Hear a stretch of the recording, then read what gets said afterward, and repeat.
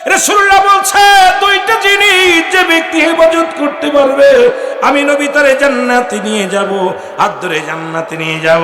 এক নাম্বার হলো দুগালের মধ্যবস্তু যেটা জিহ্বা।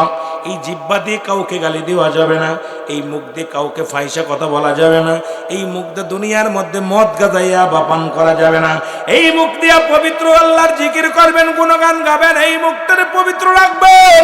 রাসূলুল্লাহ বলছে দুইটা জিনিস যে ব্যক্তি হেফাজত করতে পারবে আমি নবী তারে জান্নাতে নিয়ে যাব, হাত ধরে জান্নাতে নিয়ে যাব। আর একটা হলো দু পায়ের মধ্যবস্তু যেটা পুরুষ লিঙ্গ স্ত্রীলিঙ্গ, একমাত্র স্বামী স্ত্রী ব্যতীত, স্ত্রী স্বামী, স্বামী স্ত্রী ব্যতীত পৃথিবীর মধ্যে কোথাও পচায় করবে না। আল্লাহ নবী ওয়াদা করেছে, আমি নবী কথা দিলাম রে, এই দুইটা ব্যক্তিকে আমি হাত ধরে জান্নাতে নিয়ে যাব। এই দুইটা জিনিস যে ব্যক্তি হেফাজত করতে পারবে রাসূল তারে জান্নাতে নিয়ে যাবেন। এবার যুবক রাসূলের পিছে প্রতিদিন নামাজ সালাত আদায় করেন। আমার নবী রাহমাতুল লিল আলামিনের যুবক সাহাবী নামাজ শেষ করে মসজিদের পাশে একটা সুন্দরী নারী প্রতিনিয়ত রাসূলুল্লাহর ওই যুবককে প্রেমের পেগাম, প্রেমের দাওয়াত দেন। প্রতিদিন তার সঙ্গে মিলতে চায়, তার সঙ্গে মেলামেশা করতে চায়, কিন্তু যুবক ভয় পায়। রাসূলুল্লাহ বলেছে অপচয় করা যাবে না, অন্যায় করা যাবে না, জিনা করা যাবে না, ব্যভিচার করা যাবে না। রাসূলুল্লাহ সাহাবী, যুবক সাহাবী এই কোনোদিন ওই সুন্দরী নারীর দিকে তাকায় দেখে না। আর আজকে আমার সমাজ, আমার জাতি আজকে অবহেলিত শেষ। কারণ কোথাও সারা বাংলাদেশে গ্রাম অঞ্চলে, পল্লীতে টাউনে সব জায়গা জিনা, ব্যভিচার, অন্যায় ভরে গেছে। জোরে বলেন ঠিক কিনা? রাসূলের সাহাবী কি করলেন? বাবারা আমার গভীর মনোযোগ। এই যে মহিলা কি করলেন? প্রতিনিয়ত প্রেমের পেগাম দিলেন, কখনো তার কথায় রাজি হলেন না, তার কথায় রাজি হন নাই।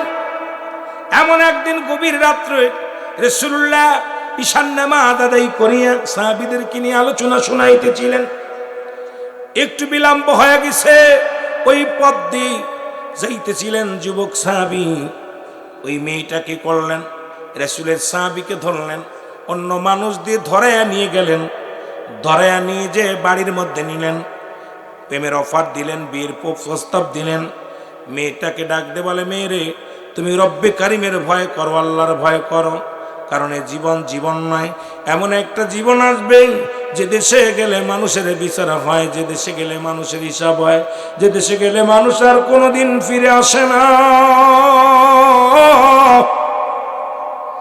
যে দেশে গেলে মানুষ আর কোনোদিন আসা সম্ভব নয়। যুবতী রে, তুমি সেই রব্বে কারিমের ভয় করো, দুনিয়ার জিনা ব্যভিচার বন্ধ করো, দুনিয়ার মধ্যে অন্যায় কাজ থেকে ফিরে আসলো।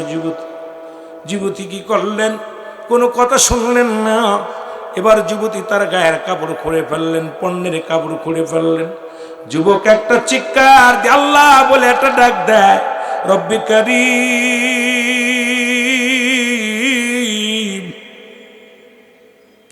যুবক একটা ডাক দিয়ে বলে, রব্বে কারীম, ও আমার আল্লাহ,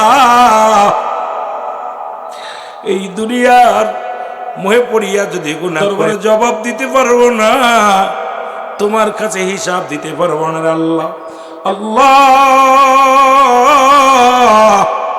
এই যুবতীর আল্লাহ এই কুখায়েশ থেকে আমাকে রক্ষা করো, না হয় দুনিয়া থেকে আমার নিয়ে যাও। একটা চিৎকার মেরে জমিনের মধ্যে বেহুশ পড়ে গেছে। জোরে জোরে চিল্লায়া বলা যাবে না আল্লাহু আকবার।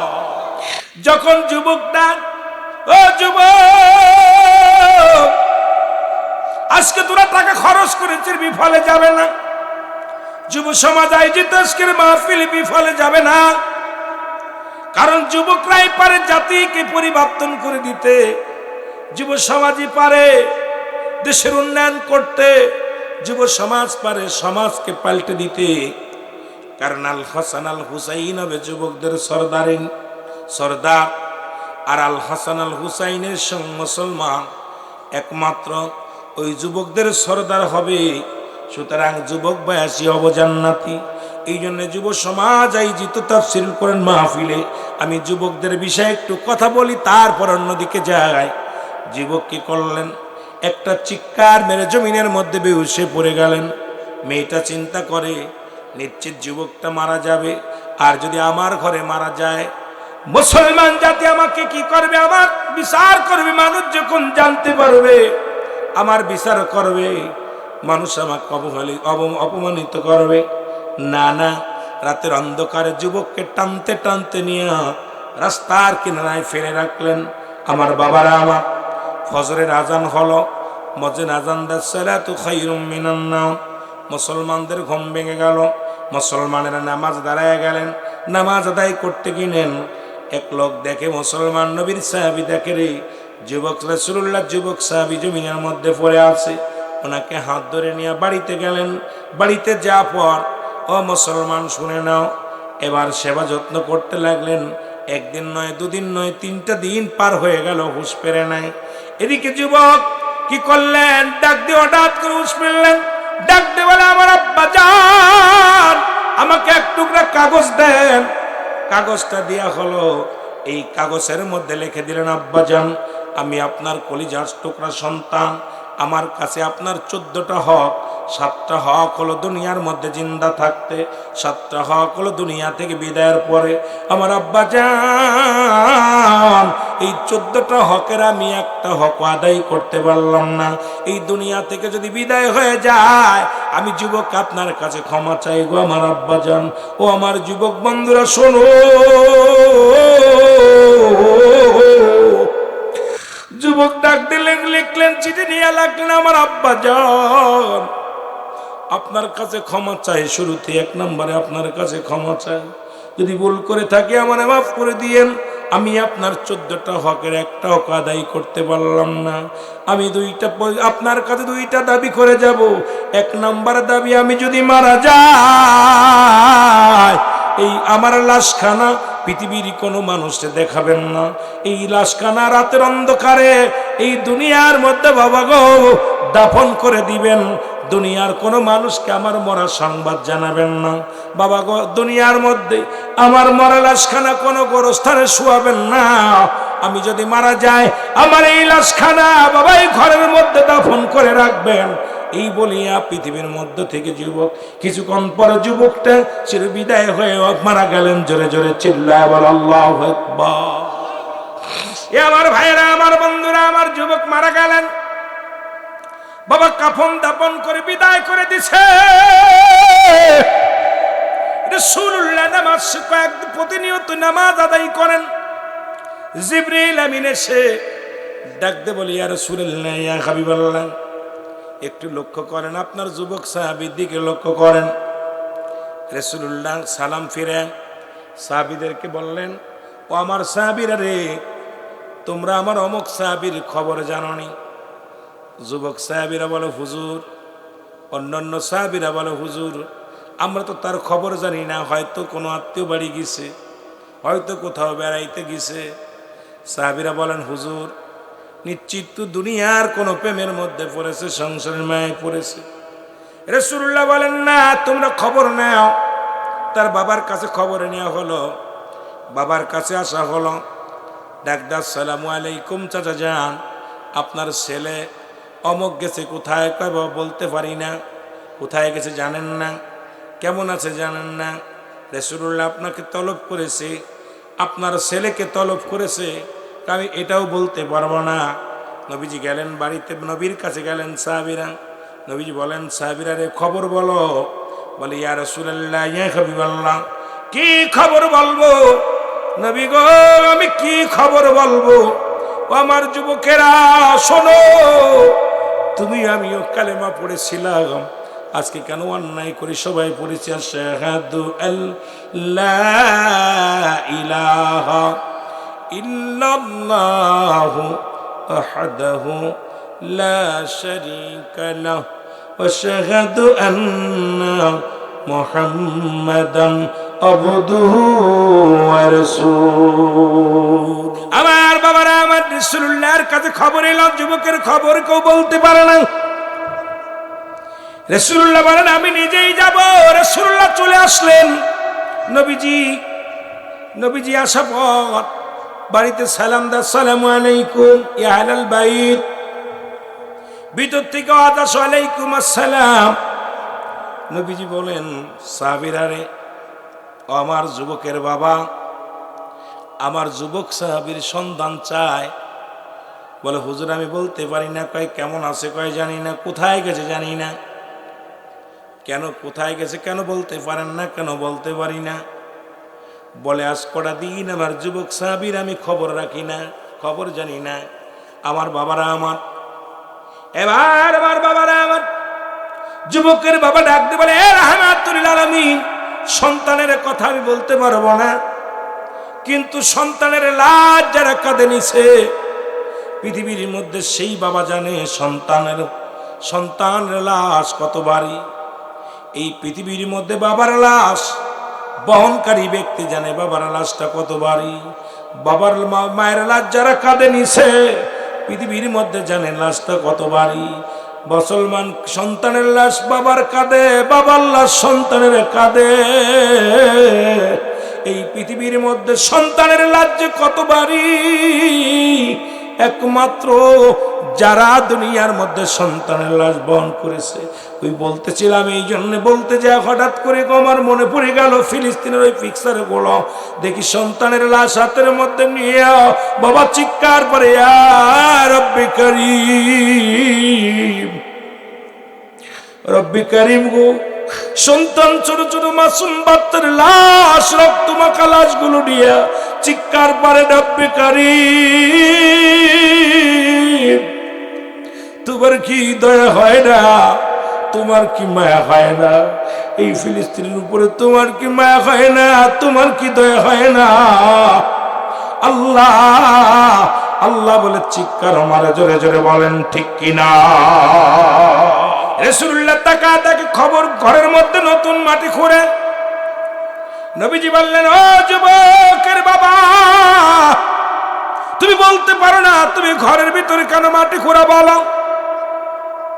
বলি, ইয়া রাসূলুল্লাহ, ইয়া হাবিবাল্লাহ, যেহেতু আপনি জেনে গিয়েছেন আর আমি লুকাবো না। নবী গো, মায়ের নবী, আমি আর আপনার কাছে লুকাইব না। যেহেতু আপনি নতুন মাটি খোঁড়া দেখলেন, ওই মাটির মধ্যে আমার কলিজার টুকরা সন্তান, কলিজার টুকরা সন্তান চির বিদায় করে শুয়ে রাখছি। জোরে বলো আল্লাহু আকবার। আল্লাহর নবী ডাক দিয়ে বলেন, কি বলতে চাও তুমি? আমার সাহাবীর কথা কি বলো? বলে, হুজুর সন্তানের কথা কি বলবো শোনেন। আমার কলিজার টুকরা সন্তান এখানে ঘুমায় আছে। কারণ হুজুর বলে, কেন কি হয়েছিল বলো? তবে কেন ঘরের মধ্যে দাফন করেছো? কেন গোরস্থানে দাফন করো নাই? কেন আমারে জানাও নাই? বলে, ইয়া রাসূলুল্লাহ, আমি কেন জবাব দিতে পারবো না। মৃত্যুর আগে একখানা চিঠি লিখে থয়ে গেছে, এই চিঠিখানা একমাত্র আমার সম্বল। নবী গো, আল্লাহর নবী বলেন, চিঠিখানা নিয়ে আসো। চিঠিখানা নিয়ে আসলেন। চিঠিখানা দেখিয়া বলে, ইয়া রাসূলুল্লাহ, ইয়া হাবিবাল্লাহ, এই চিঠির হাকিকত আমি জানি না, আপনি একটু বলেন। নবীজি যখন চিঠিখানা ধরলেন, জিবরিল আমিন এসে বলে, ইয়া রাসূলুল্লাহ, ইয়া হাবিবাল্লাহ, এই চিঠি সেই চিঠি যে চিঠিখানার মধ্যে আপনি চিঠিখানা দেখছেন। পৃথিবীর মধ্যে যুবক সাহাবী আপনাকে এত ভালোবাসে, ইসলামটাকে এত ভালোবাসে। সে একজন মুসলমান, জিনা ব্যভিচারকে এত ভয় পায়, কবরকে এত ভয় পায়, কারণ সে আপনার এমন একজন জান্নাতি মানুষ। কারণ আপনি দুইটা জায়গা ঘোষণা করেছেন। আল্লাহ বলেন, লিল কাফিরিন, আল্লাহ বলে কাফের বেঈমান মুনাফিকদের জন্য আমি আল্লাহ প্রস্তুতি করে রাখছি, একটা নয়, দুটি নয়, 7-7টা জাহান্নাম। আল্লাহর নবী গো, আপনার জাহান্নামকে এত ভয় পায়, এই যুবকটা এত ভয় পায়, এই কারণে নবী গো পৃথিবীর মধ্যে জীবন দিয়া প্রমাণ করে দিয়ে গেছে আপনাকে ভালোবাসে, ইসলামটাকে ভালোবাসে, কোরআনকে ভালোবাসে, হাদিসকে ভালোবাসে। নবী গো, ও মায়ার নবী, এই আমার কলিজার টুকরা কি বলতে চান? এবার জিবরিল আমিন এসে ডাক দিয়ে বলে, হুজুর, এক নাম্বার হলো এই সন্তান, এই যুবক সাহাবী দুনিয়ার মধ্যে তার হাকিকত শোনেন। ওই মসজিদের পাশে এক সুন্দরী নারী, ওই নারীর নজর পড়েছিল যুবক সাহাবীর দিকে। হুজুর, সে জীবন দিয়া গেছে, ইজ্জত দেয় নাই। হুজুর, আপনাকে এত ভালোবাসে। বলে, জিবরিল আমিন আমাকে খুলে বলো। নবীজিকে খুলে বললেন। জিবরিল আমিন বলে, হুজুর, ওই মেয়েটা যখন তাকে নিয়ে যায় তাকে ব্ল্যাকমেল করা হয়, তাকে তার সঙ্গে জোরপূর্বক জিনা ব্যভিচার করানোর জন্য প্রস্তাব দেওয়া হয়। যুবক একটা চিৎকার মারিয়া জমিনের মধ্যে বেহুশে পড়ে যায়। এরপরে ওই যুবকটাকে রাস্তার মধ্যে মেয়েটা ফেলে নিয়ে আসে। ওই যুবকটা মনে করছে সে মনে হয় অবস্থায় ওই নারীর ঘরে থেকে তাকে উদ্ধার করা হয়েছে।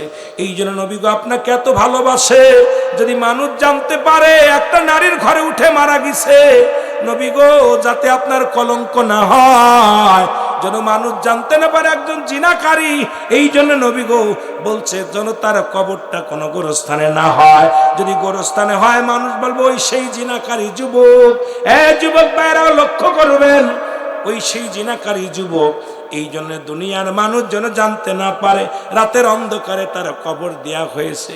আল্লাহ নবী চোখের পানি ছেড়ে কান্দে আর বলে, যুবক রে, তুমি ইসলামটাকে এত ভালোবেসেছিলা, যুবক রে তুমি আল্লাহকে এত ভালোবেসেছিলা, ও যুবক তুমি আমি নবীকে এত ভালোবেসেছিলা, জীবন দিয়া প্রমাণ করে দিয়া গেলা মুসলমান জীবন দিতে পারে, জিনা করতে পারে না।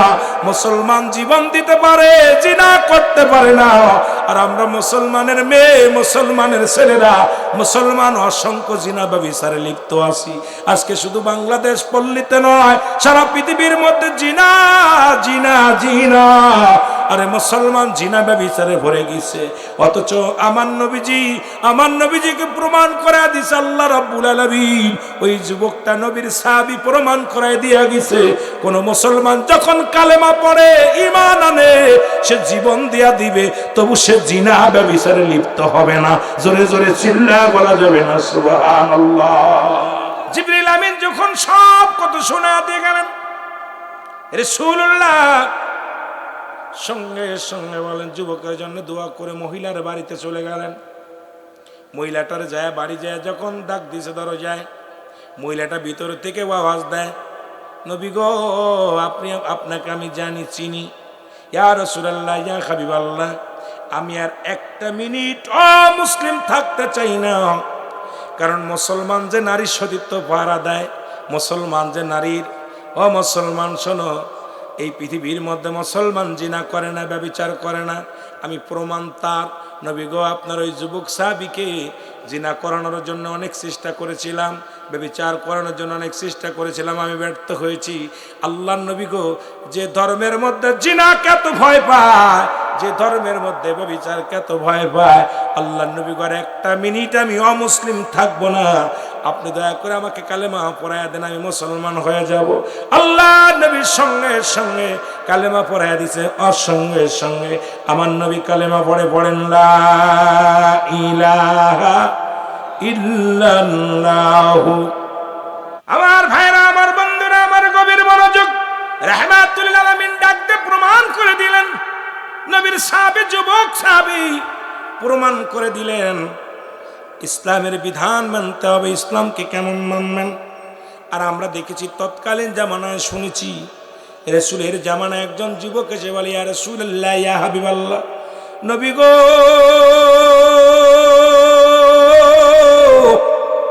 ও মায়ার নবী, মায়ার নবী, আপনি আমারে তওবা করায়া দেন, আল্লাহ যেন আমারে মাফ করে দেন।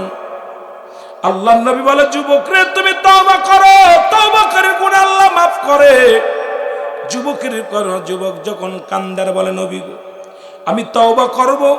আমার নবীজি বলেন, যুবক রে তওবা করো, তওবাকারীকে আল্লাহ ভালোবাসে। যুবক বলে, নবী গো আমার মন বলে আমি তওবা করলে আমার গুনাহ মাফ হবে না, আমি তওবা করলেও আবার গুনাহ মাফ হবে না। আমার নবী ডাক দিয়ে কয়, যুবক রে তুমি কি অপরাধ করছো যে তুমি তওবা করলেও গুনাহ মাফ হবে না? যুব সমাজের আয়োজিত মাহফিল যে যুবকদের বলে যায়, ওরে যুবকরাই পারে জাতিকে পরিবর্তন করে দিতে। মাহফিলের সভাপতি যুবক, মাহফিল কমিটির বাবারাও যুবক। যুবক বাবাদের কাছে আমার দাবি, এই সমাজ থেকে বুথ খাটাইতে হলে যুব সমাজকে আরো অগ্রসর হতে হবে। জোরে জোরে চিল্লায় বলেন ঠিক কিনা? যুবক তুমি তওবা করো, বলে হুজুর অনেকদিন যাবত মক্কা মদিনায় কোনো মানুষ মনে না, আমিও ভালো ব্যবসা করতে পারি না, হঠাৎ শুনতে পারি মদিনার বুকে একজন নারী মারা গেছে। নবী গো, আমি নিজে খবর পেয়ে চলে গেলাম। ওই কবরটা সুন্দর নারীটা মারা গেল, অবিবাহিত একটা মেয়ে। আমি তার জানাজায় শরীক হলাম। কত নিষ্ঠুর! জানাজার মধ্যে শরীক হলাম।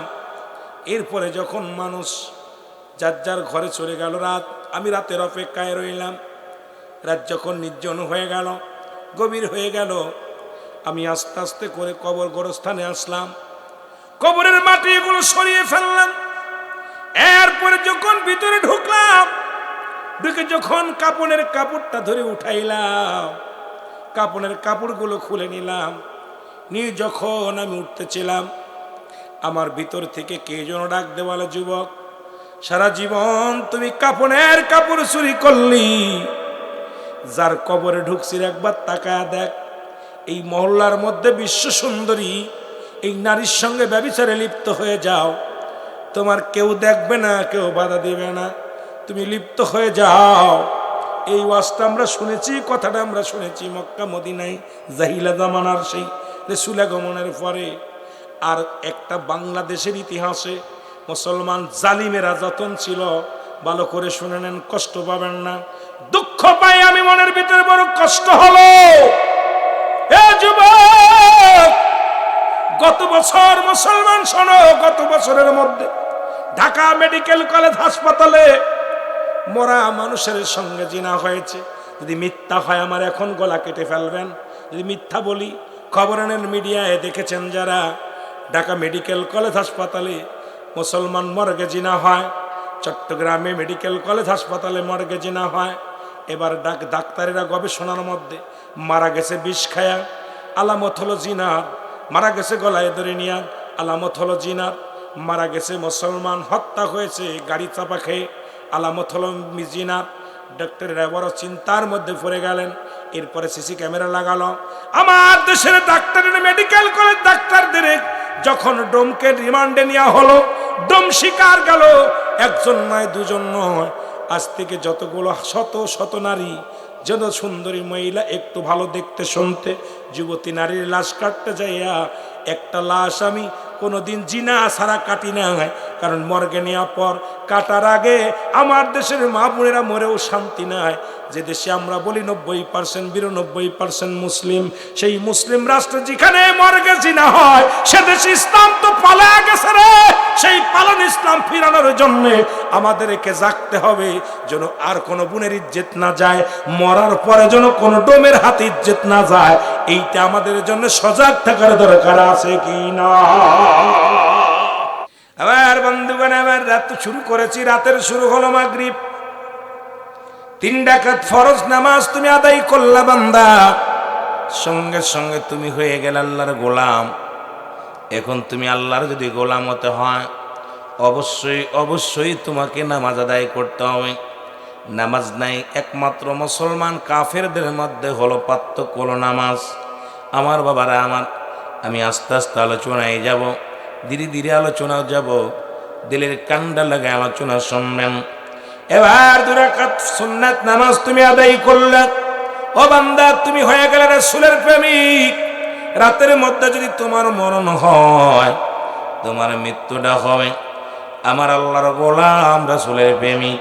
এখন সুন্নাত পড়ো নাই, নফল তুমি ফরজও করো নাই। এখন যদি রাত বা দিনে মৃত্যু হয়, তোমার মৃত্যুটা হবে কার হালাতে থাকবে? তোমার আল্লাহ নিব না, আমার রব্বি কারিম তোমারে চিনব না, রাসূলুল্লাহ চিনবে না। তোমার মৃত্যুটা কার, তোমার লাশটা কার হালাতে হলো? তুমি রব্বুল আলামিনের গোলাম যদি হতে চাও, অবশ্যই অবশ্যই রব্বুল আলামিনের গোলামি করার দরকার আছে কি না? এ আমার ভাইরা, আমার বন্ধুরা আমার, আমি জন্য বললাম ছোট্ট একটা সূরা দিয়ে শুরু করেছি আলোচনা। সবাই জানেন আমি ভূমিকা নয়, কারণ ভূমিকা দিয়ে আপনাদের সময় নষ্ট করতে চাই না। এই জন্য বলতেছিলাম সূরা ইখলাস ছোট্ট একটা সূরা দিয়ে আমি আলোচনা শুরু করেছি।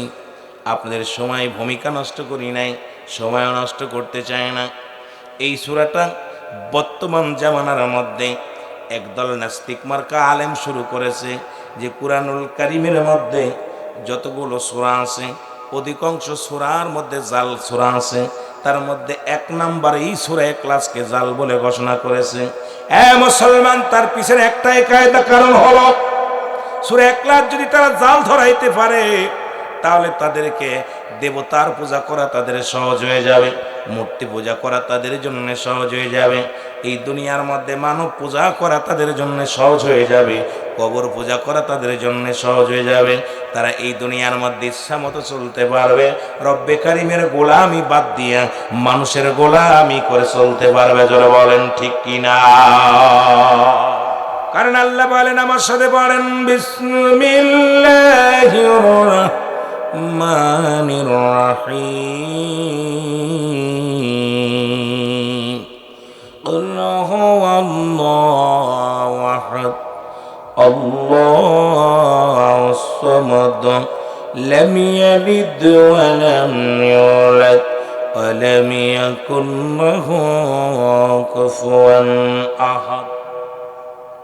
এখন যারা চন্দ্র পূজা করে, যারা মন্দিরে যায়, যারা পাথর পূজা করে, দেবতা পূজা করে, গভীর মনোযোগ। আল্লাহ বলে, হাবিব জানিয়ে দেন আমি আল্লাহ এক। আল্লাহ বলেন, হাবিব জানিয়ে দেন আমি আল্লাহ এক। কাদেরকে জানাতে বললেন? কারণ ওই জামানার মধ্যে মানুষগুলো কেউ চন্দ্র পূজা করত, কেউ মাটির পুতুল পূজা করত, কেউ মাজার পূজা করত, কেউ দরগা পূজা করত, কেউ মানুষ পূজা করত, কেউ মুসলমান পৃথিবীর মধ্যে তারা নিজেরাই দেবতা বানায়া, পুতুল বানায়া তারা নিজেরাই দেবতা সাজা, দেবতা বানায়া, খোদা বানায়া তারা নিজেরাই সেই দেবতারে খোদা বলে মানত। রব্বুল আলামিন বলে, হাবিব আপনি জানিয়ে দেন আমি আল্লাহ এক। আমি আল্লাহ এক, আপনি জানিয়ে দেন আমি কাউরে জন্ম দিই নাই, কারো থেকে জন্ম নিই নাই। আল্লাহ যদি কোনো বন্ধু থাকতো তারে মানার দরকার ছিল। আল্লাহর যদি কোনো ছেলে মেয়ে থাকতো, বংশ পরিচয় থাকতো, যেমন আমি আমার বংশ পরিচয় আছে, আমার দাদার ছেলে আমার বাবা, বাবার ছেলে আমি। যখন দাদা মারা গেছে মানছি কারে আমার আব্বারে, আব্বা যখন মারা গেছে আমি ছেলে আমারে মানে আরেকজনে।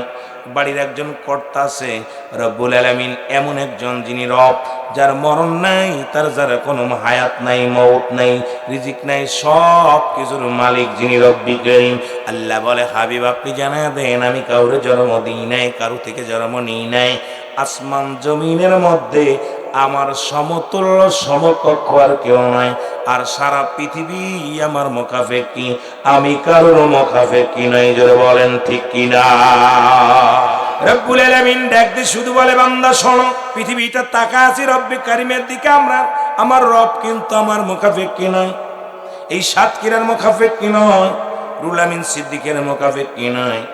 আল্লাহ রাব্বুল আলামিন বলেন, রুহুল আমিন আমার মুখাপেক্ষী, সাতক্ষীরার মানুষ আমার মুখাপেক্ষী, অল পৃথিবীর সমস্ত মাখলুকাতি আমার মুখাপেক্ষী। আমি কি করি? আমি খাওয়াই, আমি বাঁচাই, আমি রিজিকের মালিক, আমি সম্মানের মালিক, সব কিছুর মালিক আমি আল্লাহ।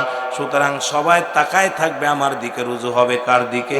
রুজু হব আমরা স্রষ্টার দিকে, যিনি আপনার আমার রব, রব্বে কারীম, রব্বে আল্লাহ। আল্লাহ যেন আমাদের বোঝার তৌফিক দান করে। জোরে বলেন আমিন। এখন এই কোরআনের মধ্যে যারা জাল দল, আল্লাহ বলেন, যালিকাল কিতাবু লা রাইবা ফীহি। আল্লাহ বলেন, এটা সেই কিতাব যে কিতাবের মধ্যে কোনো সন্দেহ নাই। মানুষের লেখা যত কিতাব আছে, মানুষের লেখা ইংরেজি বাংলা যখন লেখা পড়ে, লেখালেখি পড়ে, কবি লিখে দেয়, যদি ভুল হয় সংশোধিত করা হবে। যদি পাঠ্য বইয়ের মধ্যে নিচেই লেখা থাকে, যদি কোনো ভুল থাকে, কোনো ত্রুটি থাকে, আপনারা যোগাযোগ করবেন, পরে যখন এটা ছাপা হবে সংশোধিত করা হবে। কিন্তু কুরআনুল কারীম ওই যাচ্ছে, ওই মুসলমান শুনে নাও, আজ পর্যন্ত কোরআনের কোনো জের, কোরআনের কোনো জবর, কোরআনের কোনো নুকতা, কোরআনের কোনো আয়াত কোরআনের কোনো কিছু বাদ দেওয়ার মতো, এটার মধ্যে কোনো কিছু ঢোকানোর মতো ক্ষমতা পৃথিবীর মানুষের দেন নাই আমার আল্লাহ। জোরে বলেন ঠিক কিনা? আল্লাহ বলেন কোরআনটা কানবে মানবে কারণ আল্লাহ বলেন হুদান লিল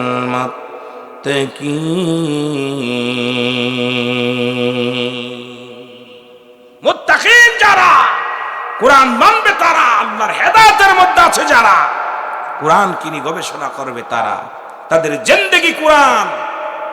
কোরআন জীবন, কোরআন মরণ, কোরআনি জিন্দেগি, কোরআন আমল করে জন যেতে পারি আমি, কোরআনি আমল করে জানি যেতে পারি আমি। ও দয়াময়, ও দয়াময়, দয়ারি সাগর, দয়া চাই আমি, কোরআনি জীবন, কোরআনি মরণ, কোরআন জিন্দেগি, কোরআনি জিন্দেগি। জোরে বলো মারহাবা। এ আমার ভাইয়েরা, আছে কষ্ট হবে কার? আল্লাহ বলে মিনান নাস, মানুষের মধ্যে একদল আছে মায়াকুল, তারা বলবে আমার না, তার ঈমান আনছে বিল্লাহি, আল্লাহর প্রতি। একদল মুনাফিক আছে, ওরা মন্দিরেও যায়, মসজিদেও যায়, আল্লাহর কাছেও চায়, আবার মুসলমান ওই 10 হাতালা দেবতার কাছেও যে চায়।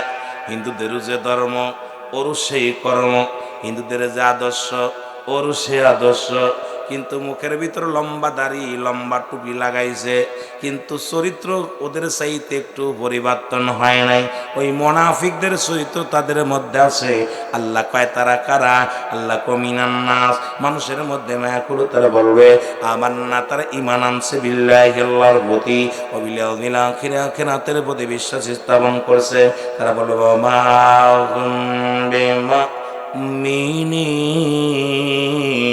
মুমিনিন, আল্লাহ বলে তারা মুমিন বলে, মুত্তাকিন বলে দাবি করবে। জোরে বলেন ঠিক কিনা?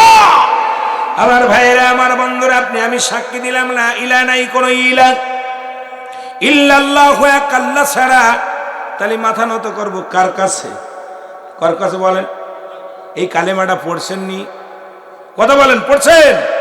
মুসলিম জাতির 5টি স্তম্ভের মধ্যে, এই 5টি স্তম্ভের মধ্যে 1 নম্বরে কালেমা পড়া লাগবে কি লাগবে না? যদি উনি এইটা যদি কালেমায় যদি সত্য মানতো, ও জীবনেও প্রতিমার কাছে যাইতো না।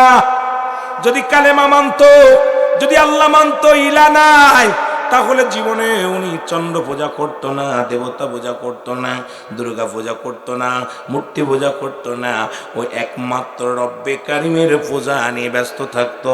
আমার বাবারা আমার রব্বে কারিমের গোলামি নিয়ে ব্যস্ত থাকতো। আল্লাহ বলেন হাবিব আপনি জানায়া দেন আমি ছাড়া কেউ নাই, আমি আল্লাহ, ও দ্বিতীয় কেউ নাই, লা ইলাহা নাই কোনো ইলাহ ইল্লাল্লাহু, এক আল্লাহ ছাড়া। মুহাম্মাদুর রাসূলুল্লাহ, আল্লাহ পাকের প্রেরিত রাসূল বা বান্দা হলো আমি নবী রাহমাতাল লিল আলামিন। একমাত্র অনুসরণ করব রাহমাতাল লিল আলামিনকে, আর মানব আল্লাহ রাব্বুল আলামিনকে। আল্লাহর বিধান মেনে চলতে চাই কি চাই না? রাসূলুল্লাহ বললেন তোমরা শোনো, যে ব্যক্তি 5 ওয়াক্ত সালাত, 5 ওয়াক্ত নামাজ যে মুসলমানদের, এই কথাটা আমি বুঝাইতে যে একটু পিছনের দিকে চলে গিয়েছিলাম।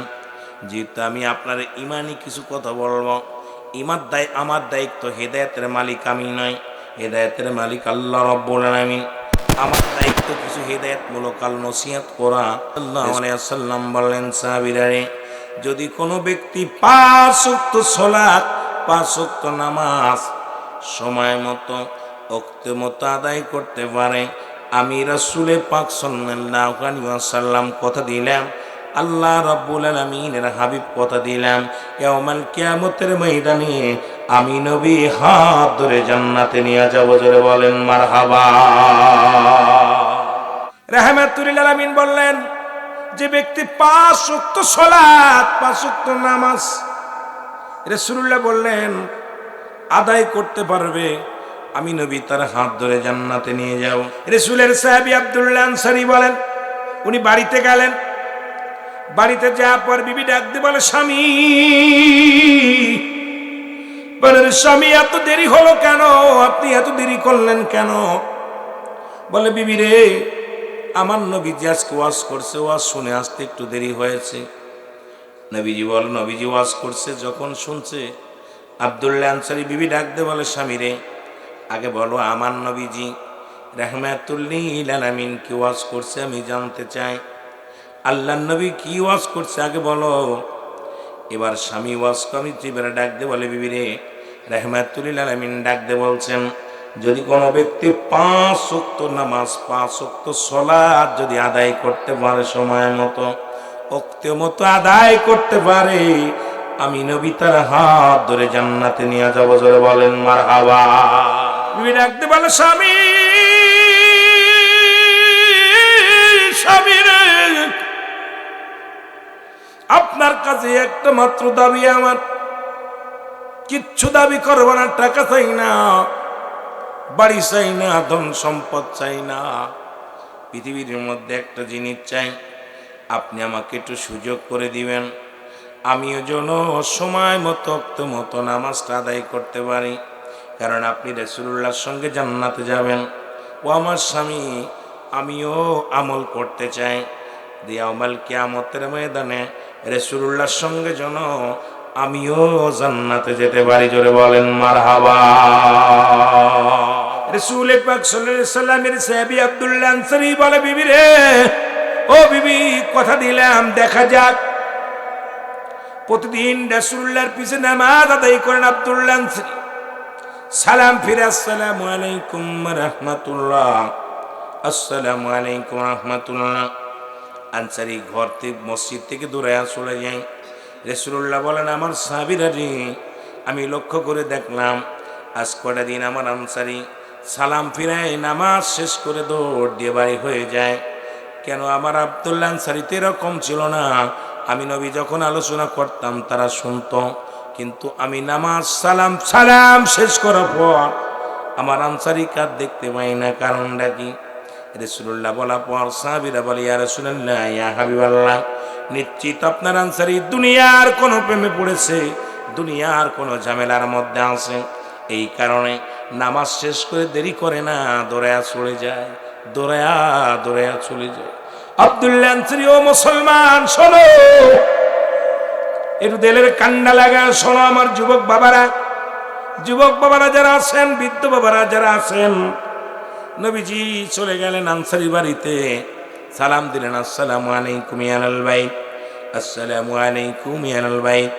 একবার নয়, দুবার নয়, তিনবার সালাম দিলেন। রাহমাতুল লিল আলামিন সালাম দিলেন, 3 বার সালামের জবাব নবীজি পাইলেন না। এরপরে নবীজি একটু মনে কষ্ট পেয়ে রওনা হয়ে গেলেন। পিছন থেকে আনসারী ফিরেছে, ওয়ালাইকুম আসসালাম ইয়া রাসূলুল্লাহ, ওয়ালাইকুম আসসালাম ইয়া হাবিবাল্লাহ, ওয়ালাইকুম আসসালাম ইয়া রাহমাতুল লিল আলামিন। আমার নবী আনসারীরে তুমি 3 বার সালামের জবাব দিলাম, নিশ্চিত আমার মার বুঝতে বাকি নাই, তুমি 3 বারই সালাম শুনেছিল, উত্তর দেও নাই। আনসারী বলে, ইয়া রাসূলুল্লাহ, ইয়া হাবিবাল্লাহ, আল্লাহর কসম করে বলি, আমি আজ আপনার সালাম শুনেছিলাম কানে, আমি উত্তর দিতে পারি নাই। রাসূলুল্লাহ বলেন, তুমি উত্তর দিলে না কেন? বলে, ইয়া রাসূলুল্লাহ, কেন জবাব আমি দিতে পারবো না? আপনি দয়া করে আমার বাড়িতে যাইতেন, যদি আমার ঘরে যাইতেন, কেন যেন সালামের জবাব দিই নাই, এটা আমি বলতে পারবো। রাসূল গো, আপনি যদি দয়া করে যাইতেন, তারপর আমি বলতে পারতাম। নবীজি বললেন, চলো। এবার আনসারী বাড়িতে গেলেন। রাসূলুল্লাহ বাড়িতে যাওয়ার পর, যখন আনসারী গরিব মানুষ, আপনাদের মতো এরকম হ্যাসারিও নাই, কাজকর্মও নাই, গরিব মানুষ, পৃথিবীর সব চাইতে গরিব মানুষ, আমার রাহমাতুল লিল আলামিন সাহাবীদের মধ্যে সবচাইতে গরিব। আব্দুল্লাহ আনসারী যখন দরজাটা খুলে দিলেন, ঘরের দরজা খুলে দিছি, সঙ্গে সঙ্গে রাসূলুল্লাহ তাকায়া দেখে রে, ভিতরে বিশাল একটা গর্ত খোঁড়া। আল্লাহর নবী ডাক দিয়ে বলে, আনসারী রে, তোমার ঘরের মধ্যে কেন গর্ত খোঁড়া? বলি, ইয়া রাসূলুল্লাহ, ইয়া হাবিবাল্লাহ, এই গর্ত খোঁড়া আপনি দেখলেন নবী গো, ইয়া রাসূলুল্লাহ, এই গর্তের মধ্যে যখন আপনি আমাকে সালাম দিয়েছিলেন আসসালামু আলাইকুম, আল্লাহর কসম করে বলি আপনার সালাম আমি শুনেছিলাম কানে, উত্তর দিতে পারি নাই। এই জন্য নবী গো আমি এই গর্তের মধ্যে উলঙ্গ অবস্থায় বসেছিলাম। আল্লাহ নবী বলেন, আনসারী, কি বলতে চাও তুমি? বলি, ইয়া রাসূলুল্লাহ, ইয়া হাবিবাল্লাহ, নবী গো, আপনি সেদিন ওয়াজ করেছিলেন কোন ব্যক্তি যদি 5 ওয়াক্ত সালাত 5 ওয়াক্ত নামাজ সময় মতো আদায় করতে পারে, আপনি নবী তার হাত ধরে জান্নাতে নিয়ে যাবেন। নবীকে এই ওয়াজটা আমি যখন বাড়ি এসে করি, আমার বিবি আমার কাছে দাবি করেছে, রাসূল গো, সেও আপনার সঙ্গে জান্নাতে যেতে চায়। এই কারণে নবী গো, প্রতিদিন আমি সালাম ফিরে দৌড়ায় বাড়ি আসি, কারণ আমাদের স্বামী স্ত্রী মিলে মাত্র একখানা কাপড়, একখানা পোশাক। যখন আমি নামাজে যাই, আমার বিবি উলঙ্গ অবস্থায় গর্তের মধ্যে বয়া থাকে। যখন নবী গো নামাজ শেষ করে আমি বাড়িতে ফিরে আসি, আমি উলঙ্গ হয়ে গর্তের মধ্যে ঢুকিয়া উলঙ্গ হইয়া আমার পণ্যের কাপড়টা খুলে আমার বিবিরে দিই। যখন নামাজের মধ্যে যখন আমার বিবি, আমার নবী গো, যখন আপনি আমাকে সালাম দিয়েছিলেন, তখন আমি উলঙ্গ অবস্থায় গর্তের মধ্যে বসেছিলাম। এই কারণে আপনার সালাম আমি উত্তর দিতে পারি নাই। আল্লাহ নবী ডাক দিয়ে বলেন, আনসারী, আয় আমার কাছে আয়। আমি নবী ওয়াদা করলাম রে, এই পৃথিবীর মধ্য থেকে রে ও সাহাবী, আমি নবী ওয়াদা করলাম, আমি নবী যে জান্নাতের মধ্যে যাব, তোদের স্বামী স্ত্রী দুজনকেই সেই জান্নাতের মধ্যে নিয়ে যাব। জোরে বলেন মারহাবা। সাতক্ষীরাবাসী, আমার বাবারা, পিরোজপুরবাসী, শোনো, আজকে যুব সমাজের উদ্যোগে মাহফিল। যুবক ভাইয়েরা শোনো, আমি যুবকদের বিষয়, কারণ যুবক বয়স হবে জান্নাতি, 18 বছরের যুবক, 16 বছরের যুবতী হবে জান্নাতি। আজকে যুব সমাজ আয়োজিত এই আজকের তাফসীরুল কোরআন মাহফিল, আমি আপনাদেরকে এখান থেকে একটা কথা বলে যাই, একটা মেসেজ দিয়ে যাই। আনসারী যদি এক কাপড়ে স্বামী স্ত্রী নামাজ পড়তে পারে, আজকে এই ফিরোজপুরের জমিনে আমার মন বলে এই জমিনের মধ্যে এমন কোনো গরিব নাই যার এক টুকরা কাপড় আছে, যে সব চাইতে গরিব মানুষের দ্বারে দ্বারে ভিক্ষা চায়। এর 2-4টা কাপড় আছে, এরপরে যদি নামাজ যদি না আদায় করে, আল্লাহর কসম করে বলি, আল্লাহর আদালতে বাঁচা সম্ভব হবে না। এখন আপনি মনে করতে পারেন নামাজ লাগবে না, তবে আপনারা যারা হ্যাঁসারি করেন তাদের জন্য শুভ সংবাদ শোনেন।